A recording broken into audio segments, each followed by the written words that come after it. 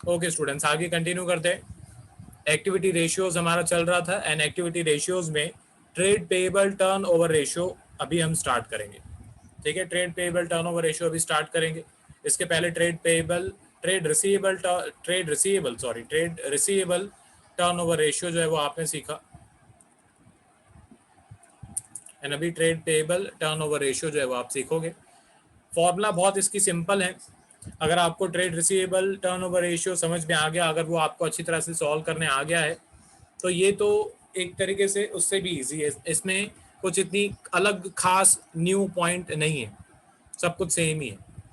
Okay, तो इसका इतना ज़्यादा टाइम चलेगा भी नहीं, इसमें इतने कुछ टिपिकल सम्स है भी नहीं। मेन फॉर्मूला ये होती है net credit purchase upon average trade payable. इसका भी आंसर के पीछे हमेशा आपको टाइम्स लगाना होता है। आंसर के पीछे टाइम्स लगाना भूल गए तो मार्क्स कट जाएंगे, आधे मार्क्स तो टीचर, हाफ मार्क्स तो टीचर काट ही लेगी। ओके, तो नेट क्रेडिट परचेज का मतलब क्या होता है? बहुत सिंपल है। टोटल सेल्स में से, ओके, जो टोटल सेल्स है, ओके, टोटल सेल्स में से कैश सेल्स माइनस कर दो, एंड सेल्स रिटर्न वगैरह अगर दिया हुआ है क्रेडिट परचेज का सेल्स रिटर्न, तो माइनस कर दो, तो आपका जो नेट क्रेडिट परचेज है वो आ जाएगा। सेम जैसे हम नेट क्रेडिट सेल्स फाइंड करते थे वैसे ही नेट क्रेडिट परचेज फाइंड करेंगे। एंड एवरेज ट्रेड पेएबल भी उसी तरीके से। ट्रेड रिसीवेबल टर्नओवर रेशियो में क्या होता था? ट्रेड रिसीवेबल टर्नओवर रेशियो में opening trade receivable plus closing trade receivable divide by 2 होता था। यहाँ पे opening trade payable plus closing trade payable divide by 2 होगा। ओके, बस वहां पे डेटर्स एंड बिल रिसीवेबल हम लेते थे, तो यहाँ पे ट्रेड पेएबल्स में क्रेडिटर्स एंड बिल्स पेएबल जो है वो हम लेंगे। उसके बाद आपको सेम जैसे ट्रेड रिसीवेबल टर्नओवर रेशियो में आपको क्वेश्चन में एवरेज कलेक्शन पीरियड फाइंड करने के लिए बोलते हैं, वैसे यहाँ पे ट्रेड पेएबल टर्नओवर रेशियो में आपको एवरेज पेमेंट पीरियड फाइंड करने के लिए बोलेंगे। तो उसकी भी फॉर्मूला इतनी ज़्यादा बदली नहीं है। पहली एक फॉर्मूला है, ये एक अलग फॉर्मूला है। ये फॉर्मूला जो है ये उसमें नहीं है, ये फॉर्मूला इस एक तरीके से जो कैलकुलेशन है average trade payable turnover ratio है उसमें है। इसमें क्या होता है, ट्रेड जो पेएबल टर्नओवर रेशियो की फॉर्मूला है उसको हम उल्टा कर देते हैं। जैसे नेट क्रेडिट परचेज न्यूमरेटर में है, एवरेज ट्रेड पेएबल नीचे है, ठीक है, तो उसको हम उल्टा कर देंगे एंड फिर उसको मल्टीप्लाई करेंगे नंबर ऑफ मंथ और डेज के साथ। पहला ऑप्शन। दूसरा सेम जो हम पुरानी फॉर्मूला यूज करते थे वही। दूसरा ऑप्शन ये वाला है, एवरेज पेमेंट पीरियड फाइंड करने का, मंथ्स और days upon trade payable turnover ratio. दोनों अगर आप मैथमेटिकली थोड़ा ज़्यादा सोचते हो तो दोनों फॉर्मूला सेम ही है। ठीक है, दोनों फॉर्मूलाज में कुछ भी अलग नहीं है, दोनों फॉर्मूला सेम ही है, पर फिर भी अलग अलग आपके टेक्स्ट बुक में लिखी हुई है तो मैंने भी अलग अलग लिख दी। ओके, काम आ सकती है। आगे बढ़ते हैं। कैलकुलेशन थोड़ी इजी हो सकती है क्योंकि पहले कटाम कुटी कर सकते हो, फिर बाद में थोड़ी कैलकुलेशन इजीली कर सकते हो। तो ये तो हो गई फॉर्मूलाज। अब मैं हमेशा मीनिंग बताता हूँ। ओके, मेरे को मतलब है मीनिंग से। फॉर्मूलाज कोई भी रट्टा मार सकता है, मीनिंग पता होनी चाहिए। ट्रेड रिसीवेबल टर्नओवर रेशियो का अगर मैं, क्योंकि ये कनेक्टेड है, सेम कॉन्सेप्ट है। ट्रेड रिसीवेबल टर्नओवर रेशियो में क्या होता है कि हम अपने डेटर्स से कितने टाइम के अंदर हमको कितने टाइम्स टर्नओवर आता है या कितने टाइम के अंदर हमको जो है वो पेमेंट मिलती है, वो हमें पता चलता है ट्रेड रिसीवेबल टर्नओवर रेशियो में। ट्रेड पेएबल टर्नओवर रेशियो में उसका उल्टा होता है। ट्रेड पेएबल टर्नओवर रेशियो में हमको ये पता चलता है कि हम अपने क्रेडिटर्स को, जिनसे हमने उधारी पे चीजें खरीदी, हम उनको कितने टाइम में पेमेंट करते हैं, उनको कितने टाइम्स जो है वो हम पेमेंट करते हैं। इससे हमारी मैनेजमेंट को ये पता चलता है, ओके, ये ratio obviously trade payable turnover ratio आपको उधार देने वाले लोग तो यूज करेंगे। ठीक है, लोग देखेंगे कि आप कितने टाइम में पेमेंट करते हो। ओके, तो ये जो आपके क्रेडिटर्स हैं, बैंक्स वगैरह हैं जो आपको लोन्स वगैरह देते हैं कंपनीज को, वो तो ये वाला रेशियो यूज करते ही हैं, पर मैनेजमेंट खुद भी ये वाला रेशियो यूज करती है ये फाइंड आउट करने के लिए कि कंपनी ऑन एन एवरेज कितना क्रेडिट टाइम लोगों को देती है पेमेंट करने के लिए। ठीक है, मतलब ऑन एन एवरेज क्रेडिटर्स को कितना क्रेडिट टाइम मिलता है पेमेंट करने के लिए, कितना टाइम मिलता है पेमेंट करने के लिए। ठीक है, तो उतने टाइम में वो पेमेंट करते हैं। बाकी इसमें कुछ न्यू इतनी खास बात नहीं है, सम्स भी इसके इजी हैं। अगर आप, मैं नहीं भी कराऊं तो भी मेरे को पता है कि आप ये सम्स कर लोगे। ठीक है, पर फिर भी सम्स इसके मैं कराऊंगा, ऐसे ही नहीं छोड़ सकते। तो पहला एग्जाम्पल है इसका, एग्जाम्पल नंबर 89। एग्जाम्पल नंबर 89 यहाँ पे आपको दिया हुआ है। इसमें क्वेश्चन में आपको इंफॉर्मेशन मैंने लिख ली है, कैलकुलेट यही करने के लिए बोल रहे हैं, कैलकुलेट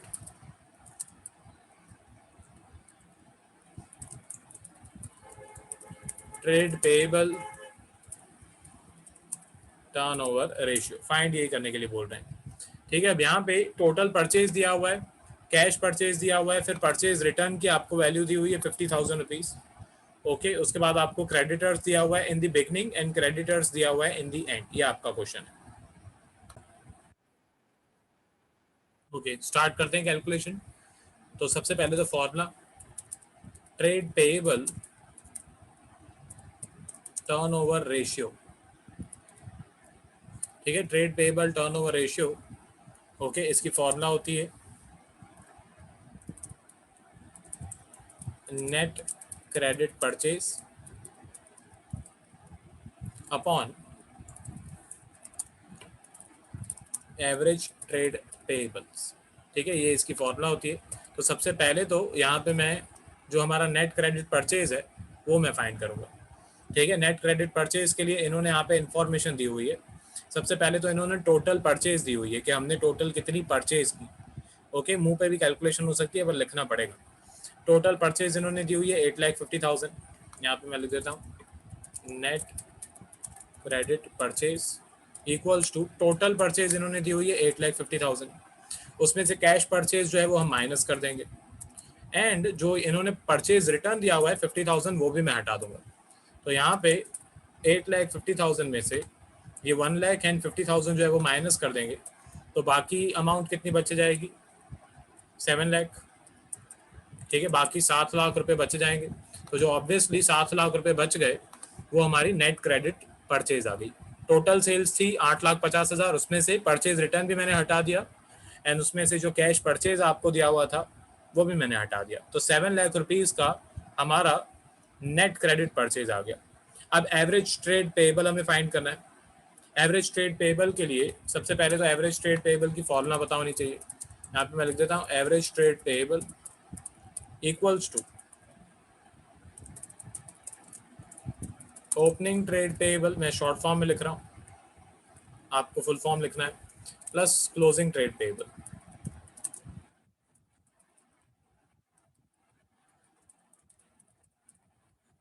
अपॉन टू। अब यहाँ पे आगे बस अभी हमको इसका एवरेज निकालना होता है। Average trade payable equals to, starting में क्रेडिटर्स की जो वैल्यू थी वो थी 1,60,000, तो मैंने किया 1,60,000, क्लोजिंग में वैल्यू हो गई 1,20,000, बस इसको अभी प्लस करके आपको डिवाइड बाय 2 कर देना है। तो यहाँ से आपकी एवरेज ट्रेड पेएबल की वैल्यू जो है वो आ जाएगी। साइड पे कैलकुलेशन कर देते हैं फटाफट। यहाँ पे 1,60,000 प्लस 1,20,000,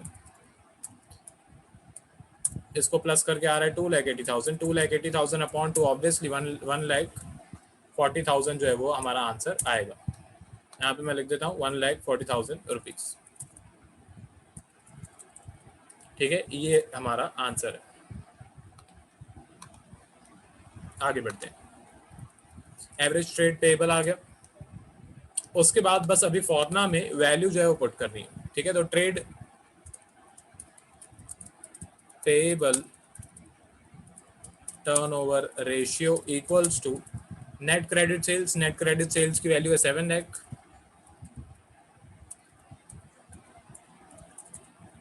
एंड अपॉन में एवरेज ट्रेड पेएबल की जो वैल्यू है वो है 1,40,000।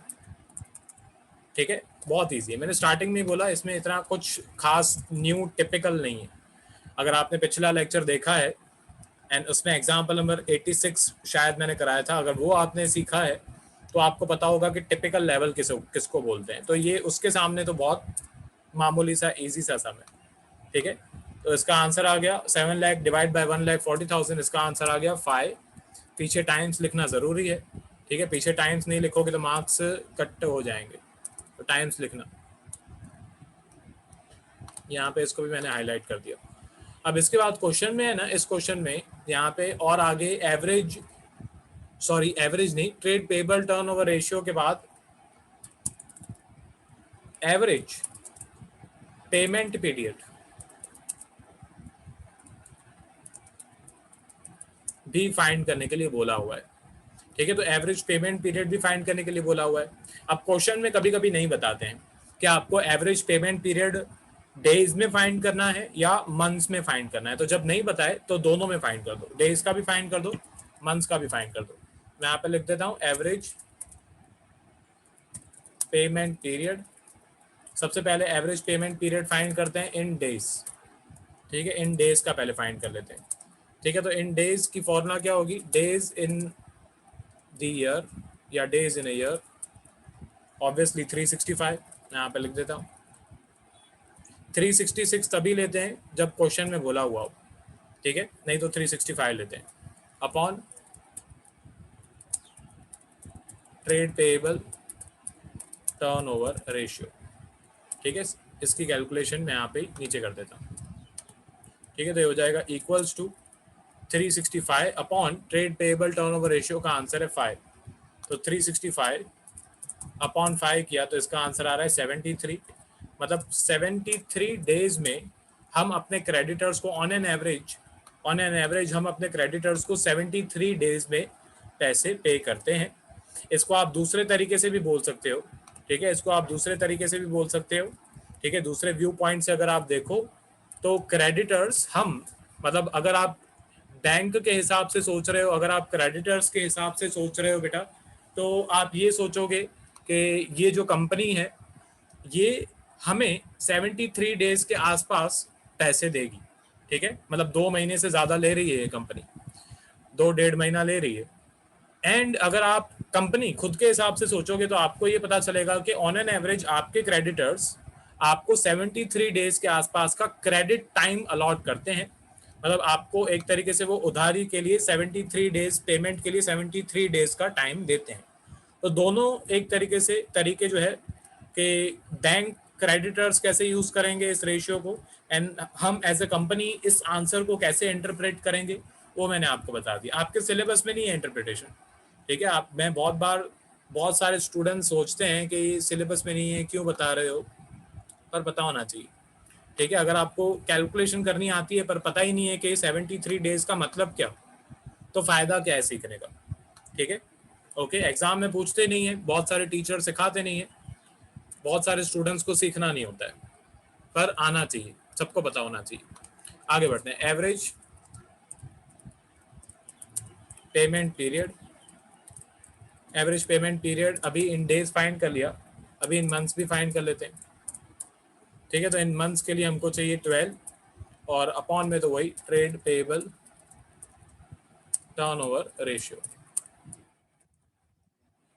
ठीक है, स्टार्ट करते हैं कैलकुलेशन। यहाँ पे मैं लिख देता हूँ इक्वल्स टू, अपॉन में आएगा 12, डिनोमिनेटर में आएगा 5। ठीक है, तो 12 डिवाइड बाय 5 करेंगे, 12 अपॉन 5, इसका आंसर आ रहा है 2.4। ठीक है, इसका आंसर आ रहा है 2.4। तो ऐसे 2.4 मंथ्स लिखो या थोड़ा अप्रोक्स करके 2 मंथ्स लिख दो या 2.5 मंथ्स लिख दो, चलेगा। ठीक है, क्योंकि 4 जो है वो 5 से छोटा है, तो मैं छोटे वाला नंबर ले रहा हूँ। तो 2 महीने के आसपास हम अपने क्रेडिटर्स को पे करते हैं। ये एक इजी सा सिंपल सा सम है। मैं एक बार स्क्रॉल कर देता हूँ, मैं ऊपर ये फॉर्मूलाज वगैरह भी स्क्रॉल कर देता हूँ, तो सब पॉज करके लिखते जाना।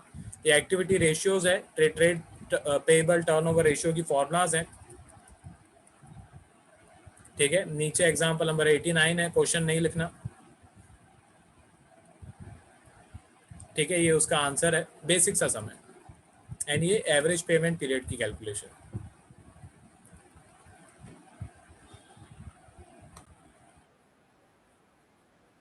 एग्जाम्पल 90 स्टार्ट करते हैं, बेसिक से सम्स हैं, 3 ही example actually trade payable turnover ratio के, तीनों के तीनों मैं करवा दूंगा। तो यहाँ पे सबसे पहले तो opening sundry creditors, opening bills payable, closing sundry creditors, closing bills payable, ये सब दिया हुआ है। फॉर्मूला आनी चाहिए सबसे पहली बात तो trade payable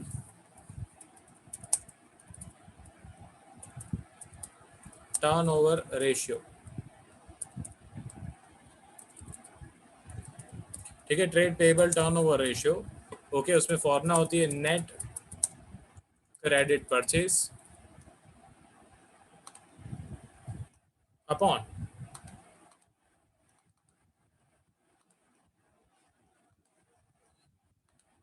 okay net credit purchase upon average trade payable. आगे बढ़ते हैं। तो अब सबसे पहले तो नेट क्रेडिट परचेज जो है वो फाइंड करना पड़ेगा। तो net credit purchase equals to total purchase यहाँ पे इन्होंने दी हुई है 14 लाख, ये रही परचेज इक्वल्स टू 14 लाख। तो 14 लाख में से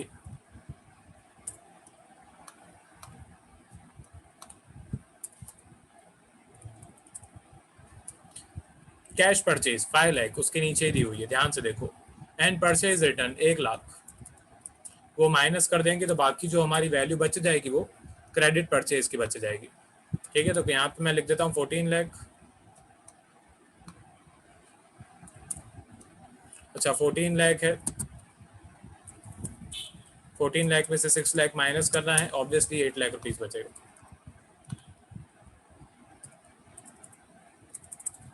ठीक है, ये मैंने करा दिया। आगे बढ़ते हैं। उसके बाद यहाँ पे एवरेज ट्रेड पेएबल वो भी फाइंड करना है।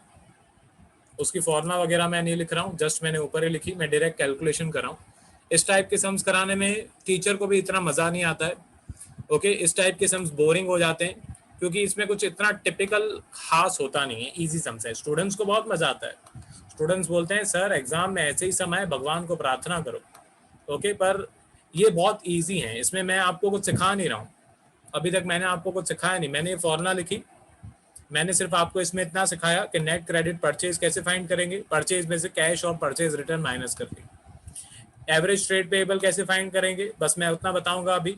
तो इन चारों अमाउंट्स को प्लस करके डिवाइड बाय आपको 2 करना है, तो एवरेज ट्रेड पेएबल फाइंड हो जाएगा। तो ओपनिंग क्रेडिटर्स है 80,000। ओके, उसके बाद ओपनिंग बिल्स पेएबल है 3,000, क्लोजिंग क्रेडिटर्स हैं 1 लाख, और क्लोजिंग बिल्स पेएबल जो है वो आपको दिया हुआ है 17,000। एंड बस इन सबको आपको प्लस करके डिवाइड बाय 2 करना है। ठीक है, इसके बाद प्लस करना है, डिवाइड करना वो आपको आता है, वो मेरे सिखाने की जरूरत नहीं है। तो ये हो जाएगा 80,000 प्लस 3,000 प्लस 1 लाख प्लस 17,000, इस सबको प्लस कर दिया। एंड अभी इसको डिवाइड बाय 2 भी कर देते हैं, डायरेक्ट आंसर। ठीक है, तो इसका आंसर आ रहा है एग्जैक्टली 1 लाख रुपए।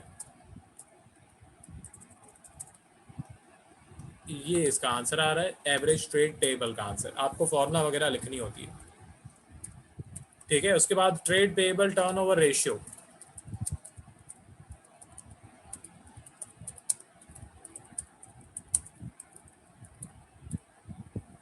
Equals to net credit purchase. Net credit purchase है 8 लाख और एवरेज ट्रेड पेएबल है 1 लाख। ठीक है, तो 8 डिवाइड बाय 1, ऑब्वियसली आपका आंसर 8 ही आएगा।